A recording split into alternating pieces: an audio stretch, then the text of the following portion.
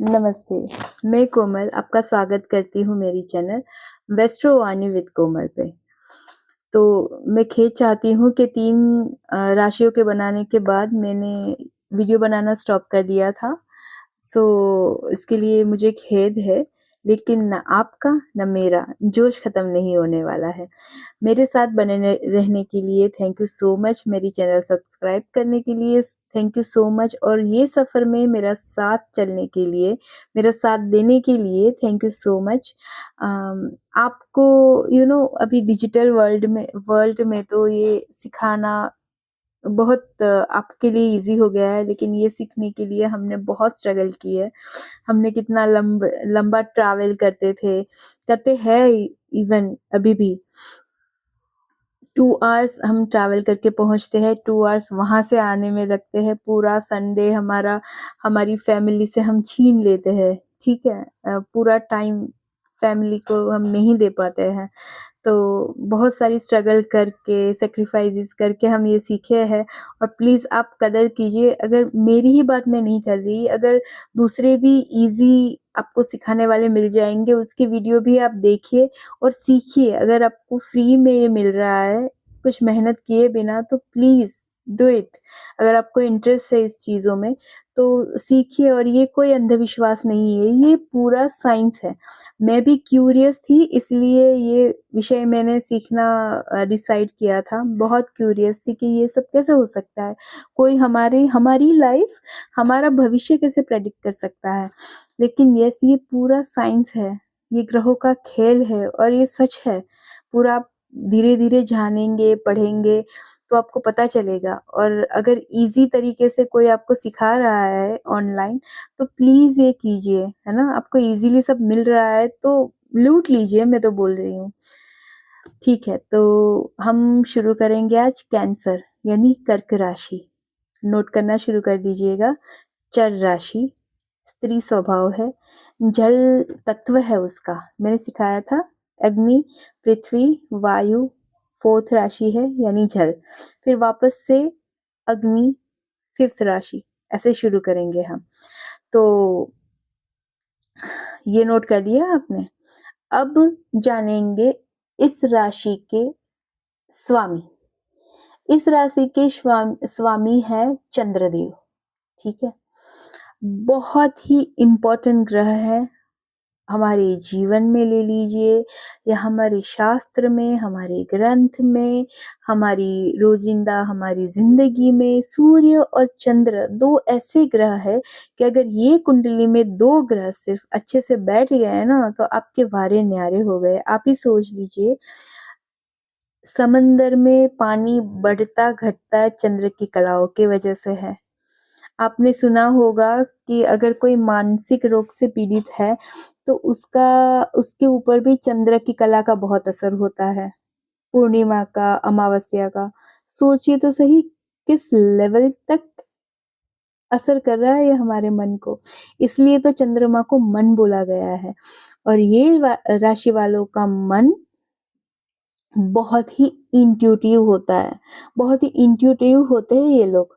बहुत ही उसकी intuition power का कोई मेल ही नहीं है। और जो शुक्ल पक्ष वाले, मैं आपको एक नई बात आज बताती हूँ। शुक्ल पक्ष वाले हैं, ठीक है? और एक होता है कृष्ण पक्ष वाले। तो शुक्ल पक्ष वालों के लिए नंबर 7 लकी होता है, नोट कीजिएगा। और कृष्ण पक्ष वालों के लिए नंबर 2 लकी नंबर होता है, चंद्र का नंबर, ठीक है? आज तक हम समझते थे कि चंद्रमा का नंबर सिर्फ 2 है, 2 है, नहीं। अगर आपका शुक्ल पक्ष में जन्म है तो 7 नंबर आपका लकी नंबर है। बहुत ही मूड स्विंग्स होते हैं इन लोगों के, यानी मूड स्विंग्स के तो ये राजा है, बोल सकते हो आप। कब नाराज हो जाएंगे, कब खुश हो जाएंगे, कब गुस्सा हो जाएंगे, किस बात पे लड़ लेंगे, किस बात का बुरा लग जाएगा, यू नेवर नो। तो मूड स्विंग्स तो बड़े हाई लेवल के होते हैं इन लोग, लेकिन इनका खुद के इमोशंस पे बहुत कंट्रोल होता है। अब सोच लीजिए क्रैब कैसा होता है? इसका साइन है क्रैब, और क्रैब होता कैसा है? क्रेब होता है उसको पानी में रहना, एक तो बहुत पसंद है। दूसरा कि वो बाहर से बहुत ही कठोर है, कठोर दिखाता है खुद को, अंदर से उतना ही कोमल है। बस यही नेचर इनका भी ले लीजिए। बाहर से दिखाएंगे I am a very strong person, लेकिन अंदर से एकदम कोमल, एकदम इमोशनल। उसका नेचर ही है नर्चरिंग, ठीक है। चंद्र का नेचर ही है नर्चरिंग करना, पालन पोषण करना। तो ये राशि वाले बहुत अच्छे पिता, बहुत अच्छी माता, बहुत अच्छे पति हो सकते हैं, ठीक है। अब एक आज की ही बात मैं ले लूं, हम अपने एक सर के गुरु के घर गए थे और बहुत सालों से जानती हूँ वो गुरु को, और मेरे ज़हन में उनकी छवि बिल्कुल अलग थी।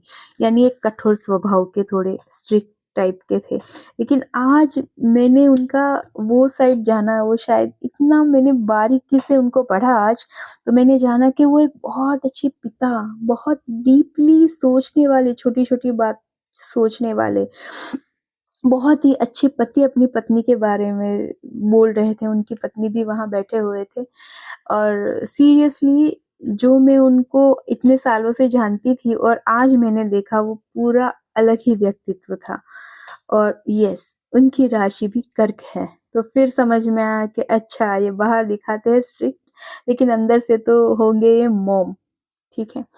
तो ये प्रैक्टिकल स्टडी में ये बता रही हूँ आपको। आप भी ऐसे ना मार्क आउट कीजिए कि आप कहीं जा रहे हो, आपके आसपास कैसे लोग हैं, कैसे स्वभाव के हैं, उनकी राशि क्या है, ये सब आप भी नोट कीजिए, बहुत काम आएगा आपको एनालिसिस करना। कर्क राशि वाली जो लड़कियां होती है, हो सकता है वो बहुत सुंदर और गोल चेहरा हो, उसका राउंड गोल मटोल चेहरा होता है, और समय के साथ उनका वजन बढ़ने की बहुत संभावना रहती है, क्योंकि चंद्र की राशि हमारे में बोलते हैं बहुत गोल मटोल टाइप, तो वो हो सकता है। अब आप बोलोगे कि दो चंद्र राशि वाले हैं, कर्क राशि वाले, लेकिन दोनों का नेचर तो बिल्कुल ऑपोजिट है, ये कैसे? ये पॉसिबल है। आपने सुना होगा वेनिंग एंड वैक्सिंग मून, यानी कि शुक्ल पक्ष का चंद्र और कृष्ण पक्ष का चंद्र। तो शुक्ल पक्ष का चंद्र अच्छा माना जाता है। ऐसे लोग दिन ब दिन प्रगति करते हैं, ऐसे बोलते हैं। और उसका मतलब ये नहीं कि कृष्ण पक्ष का चंद्र खराब होता है। खास करके अमावस्या के दिन जिसका जन्म होता है, उसका मन और आत्मा एक हो जाते हैं। रीजन मैंने आपको क्या सिखाया था? सन, आत्मा, ठीक है। अहंकार भी होता है, और चंद्रमा होता है मन। और जब अमावस्या होता है, तब वो कुंडली में, इंसान की कुंडली में एक भाव में ही सूर्य और चंद्र विराजमान होते हैं, यानी उसका मन और आत्मा एक हो गया। और जिसकी मन आत्मा एक हो गई, वो तो आप समझ सकते हो, वो कोई ज्ञानी, महात्मा योगी बन सकता है। उनका अपने इमोशंस पे बड़ा कंट्रोल होता है। ऐसे लोग बाहर शायद कर्क राशि वाले दिखाए नहीं कि मैं तुम्हें कितना प्यार करता हूँ, कितना केयर करता हूँ, लेकिन अंदर से आपके लिए बहुत केयरिंग और पॉसेसिव भी हो सकते हैं। कभी-कभी अपने स्पाउस के लिए ये लोग बहुत पॉसेसिव हो सकते हैं।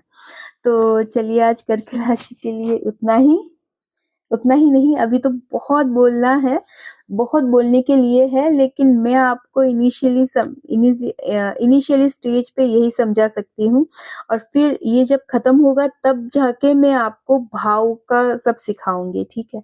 तो थोड़ा थोड़ा ही लेते हैं, लेकिन उसमें आप डीप स्टडी भी कीजिएगा, इसके लिए और पढ़िएगा।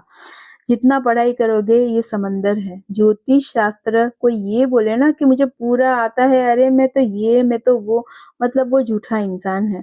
ये समंदर है, इसको पूरा कोई नहीं जान सकता है, ये मेरी गारंटी है, ठीक है। तो इसके लिए स्टडी बहुत ज़रूरी है, रिसर्च बहुत ज़रूरी है, क्योंकि लिखा हुआ सच हो वो पॉसिबल है ही नहीं। क्योंकि मैं आपको एक छोटा-सा उदाहरण देती हूँ, जैसे कि पहले ज़माने में मानते थे कि हमारा कुंडली का जो चौथा स्थान होता है, उसमें अगर पाप ग्रह बैठे हैं, तो भई ये तो बहुत ही अनलकी है, ये वो। क्यों? क्योंकि पहले विदेश जाना को अच्छा नहीं माना जाता था। लेकिन आज तो कुंडलियाँ ही इसलिए आती है कि मेरा बेटा या बेटी कब विदेश जाएगा, देखिए अब थोड़ा विदेश योग है या नहीं। ये फ़र्क आ गया ना मेंटालिटी में। तो वैसे ही हमें कुंडली में भी देखना है और इस वो रिसर्च से आएगा, वो ऐसे ही नहीं आएगा, आप ऐसे भी कुछ नहीं बोल सकते। वो रिसर्च से आएगा कि अभी के ज़माने में क्या डिमांड है, आप कैसे बोल रहे हो और अभी के ज़माने में देश काल के हिसाब से आपको देखनी पड़ेगी कि कैसे रिवाज है, वो हिसाब से ही आपको कुंडली देखनी पड़ेगी। तो आज के लिए इतना ही, फिर अगले वीडियो में मिलेंगे, तब तक के लिए नमस्ते। आपकी ज़िंदगी शुभ रहे, शिव की कृपा असीम आप पे बनी रहे, आपके परिवार पे बनी रहे। बाय बाय, नमस्ते।